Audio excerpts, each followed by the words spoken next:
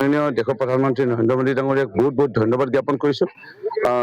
PM Kisan সন্মান নিধি ৬,০০০ টকাকে প্ৰত্যেক বছৰত কৃষকসকলক ৩টা কিস্তিত যি সঁজুলি বীজ কিনিবৰ কাৰণে বা সাৰ কিনিবৰ কাৰণে তেখেতে এই আঁচনি যুগান্ত কৰি পদক্ষেপ গ্ৰহণ কৰিলে।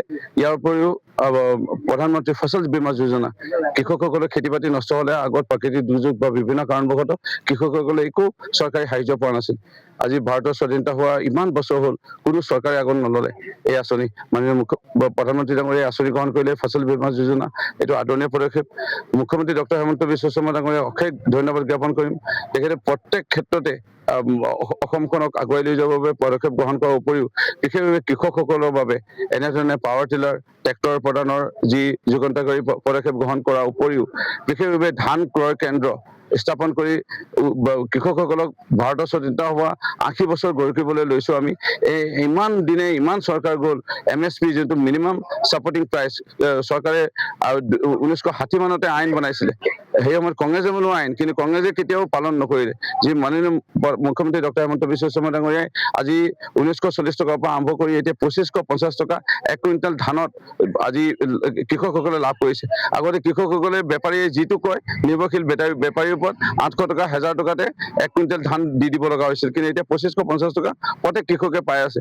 প্ৰত্যেক স্থানতে অঞ্চলতে ভাল ভাল ধানৰ মিল খোলাৰ বাবে চৰকাৰে উদগনি প্ৰদান কৰিছে আৰু এতিয়া ৰাইজ ওলাই আহিছে। এনেধৰণৰ ধান মিলসমূহ সৃষ্টি হৈছে আমাৰ।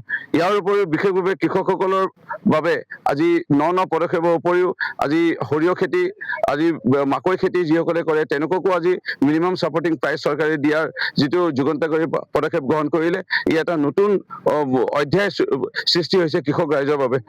মই আজি আনন্দিত স্থানীয় মৰিয়নি সমষ্টিৰ বিধায়ক হিচাপে যে প্ৰায় 25-30খন মানতকৈ অধিক আমি পাৱাৰ টিলাৰ বিভিন্ন দুখীয়া দৰিদ্ৰ কৃষকসকলক প্ৰদান কৰিব গৈ আছোঁ আৰু আজি প্ৰদান ইতিমধ্যে কৰিলোঁ। তেওঁলোকৰ মুখত হাঁহি দেখা পাইছোঁ। এয়া মাননীয় মুখ্যমন্ত্ৰী মহোদয়ৰ বাবে আশীৰ্বাদ হ'ব নিশ্চয়।